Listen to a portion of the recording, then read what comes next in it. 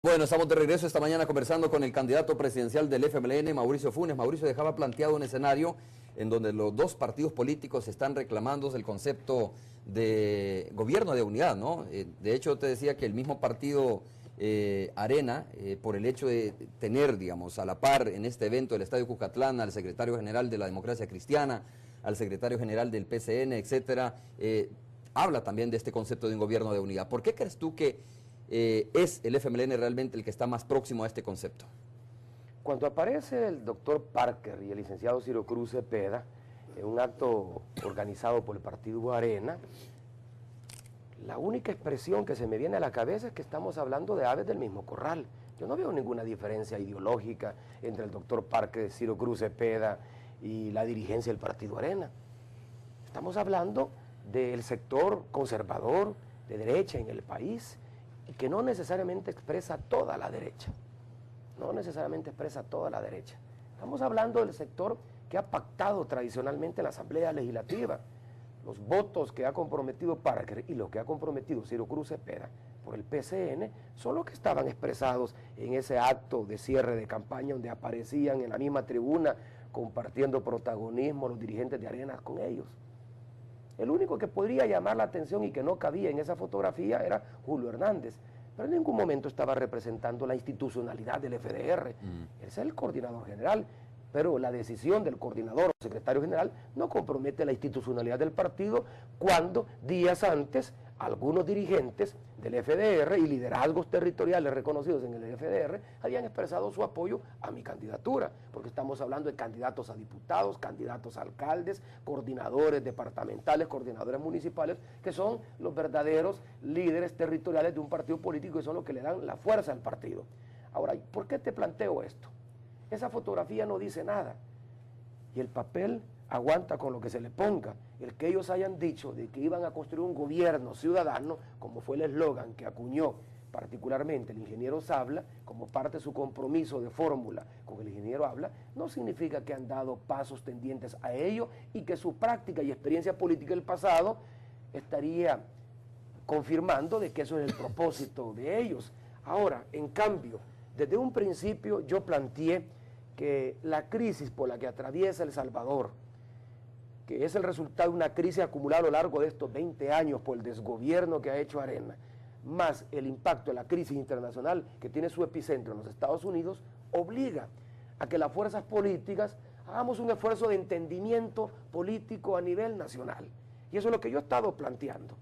Por eso es que una vez se retiran, una de ellas forzadamente, las fórmulas presidenciales del PDC y del PCN, se crea el escenario favorable para invitar a otros partidos políticos a que se sumen a este esfuerzo. Cuando yo invito a la democracia cristiana, invito a los liderazgos territoriales, importantes alcaldes electos del oriente del país, de la democracia cristiana, han expresado públicamente su respaldo a mi candidatura. La llamada vieja guardia de la democracia cristiana, que es la que representa el ideario social cristiano con la que nace el PDC. No el señor Parker, que no sabe ni siquiera ni conoce la doctrina social de la iglesia. Él lo que ha hecho es, financiado por el dueño del diario de hoy, apropiarse del cascarón de la democracia cristiana. Pero el espíritu social cristiano que expresan estos dirigentes de la llamada vieja guardia, particularmente por la figura de uno de los hijos del ingeniero Napoleón Duarte hijo, es otra cosa. Ahí hemos tenido en todas las actividades a la democracia cristiana y a los liderazgos territoriales de los lugares donde hemos ido. ¿Y esto será determinante, Mauricio, para ganar las elecciones presidenciales? Claro que es determinante, porque estamos hablando de que no solo se suman voluntades y esfuerzos de cara a la elección del 15 de marzo, sino que también estamos hablando de que una vez ganada la elección, para construir un gobierno que realmente responda a las necesidades de la población, tiene que ser un gobierno capaz de convocar al mayor entendimiento posible entre todas las fuerzas políticas y sociales del país. No se puede gobernar solo, ni se puede gobernar no solo de espaldas a la población, sino que a fuerzas sociales y políticas con las cuales se puede reconstruir el tejido social y político del país y empujar un gobierno de unidad nacional que salve al país de la crisis en la que se encuentra. Pero en el caso del PCN, por ejemplo, el PCN ha andado chantajeando. No digo el PCN porque no quiero hablar de la institucionalidad del PCN. Ciro Cruz Cepeda, Hernán Contreras, violando la Constitución, particularmente el señor Hernán Contreras, porque él es funcionario público, es presidente de la Corte de Cuentas de la República, y hay un artículo que claramente dice que los funcionarios públicos no se deben a facción política alguna. Y ningún funcionario, dice este mismo artículo en su inciso 2, podrá prevalecerse su cargo para hacer política partidista. Él, valiéndose que es el presidente de la Corte de Cuentas, ha andado chantajeando a los alcaldes, a quienes les ha amenazado que les va a echar encima la Corte de Cuentas si no suscriben su respaldo público al candidato de Arena, y sobre todo, si se les ocurre subirse a la tarima conmigo y suscribir un respaldo público a mi candidatura. Y lo sabemos por boca misma de los candidatos, más bien de los alcaldes que resultaron electos, o de los candidatos del PCN que fueron electos, o de los alcaldes que ya están en el ejercicio del cargo y que fueron reelectos este 18 de enero. Ellos mismos nos han dicho, vamos a trabajar en silencio porque nos han venido a amenazar y nos han dicho que nos van a echar la Corte de Cuentas. Cuando yo fui a Santa Rosa de Lima, el alcalde de Santa Rosa de Lima, el PCN, Anastasio, más conocido cariñosamente como Tacho, recibió llamadas del diputado por la Unión, Lisandro Lobo, y también de Hernán Contreras, amenazándolo. No se te va a ocurrir ni siquiera abrirle las puertas de la alcaldía al candidato, cuando es lo menos que puede hacer un funcionario público cuando un candidato llega a visitarle. Pero al final de cuentas, muchos desafiaron eso. Esos son los liderazgos que cuentan, no el pacto en secreto y en sigilo que pudo haber firmado Ciro Cruz Cepeda con Arena. Es el mismo caso de Will Salgado. Si Will Salgado solo representa un voto, quien quiera que vaya a San Miguel sabe que San Miguel se ha volcado y que todo Oriente se ha volcado a apoyar mi candidatura. Él puede haber comprometido a saber bajo qué presión 40.000 o 50.000 votos que dice representar en el oriente del país, pero de eso a la capacidad de movilizar esos votantes hay una gran diferencia. Yo he hecho un planteamiento de unidad nacional porque no tenemos otro camino para salvar el país, para sacarlo de la crisis. Y esta unidad nacional no solo incluye a los partidos políticos, incluye también a los empresarios, a los trabajadores organizados en sindicatos, a las organizaciones representantes de la sociedad civil. Es un planteamiento de unidad que yo he hecho en general y que he estado tratando de entretejer en el desarrollo de esta campaña, y si Dios me permite y la voluntad popular ganar las próximas elecciones, es a lo que dedicaré mi mayor esfuerzo a partir del 15 de marzo. Mauricio, vimos figuras como la doctora Isabel Rodríguez de la Universidad de El Salvador, como el doctor Héctor Silva acompañándote, bueno, y muchos más que no recuerdo su nombre ahora, pero que estuvieron acompañándote en una conferencia de prensa donde tú precisamente estuviste lanzando este mensaje de un gobierno de unidad nacional. ¿Un eventual gabinete del FMLN significaría también una expresión de unidad nacional?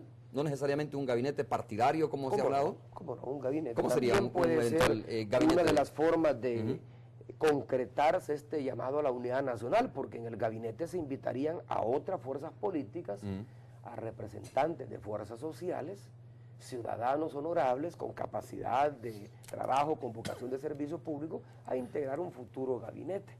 Y eso implica una apertura, una visión plural del ejercicio público, del ejercicio del poder.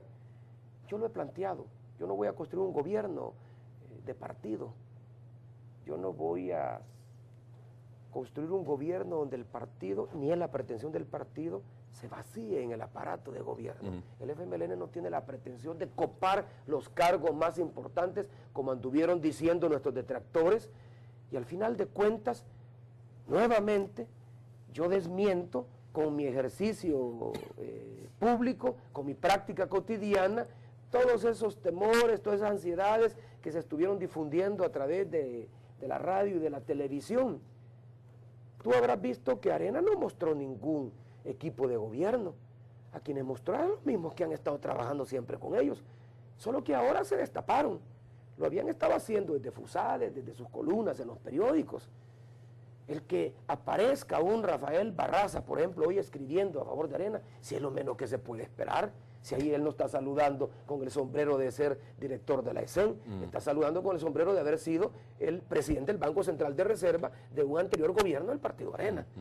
Entonces, o sea, no tiene nada de extraño eso. No tiene nada de extraño. El alineamiento de fuerzas del lado de la derecha no tiene nada de extraño.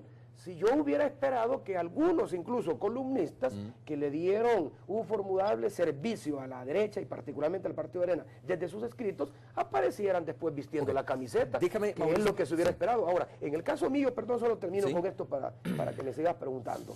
En el caso mío, yo presenté un equipo de gobierno donde aparecen figuras no partidarias como la doctora María Isabel Rodríguez. ¿Quién no sabe en nuestro país que además de haber sido una excelente rectora de la Universidad de El Salvador, es la profesional en América Latina más reconocida por sus conocimientos y por su práctica médica al servicio de la salud pública en América Latina? ¿Quién no sabe que el doctor Silva, además de haber sido un alcalde exitoso en el pasado en San Salvador y haber militado también en el FMLN, pero ahora ya desde su ejercicio profesional es consultor en temas de salud pública y ha colaborado y está colaborando en mi equipo de gobierno?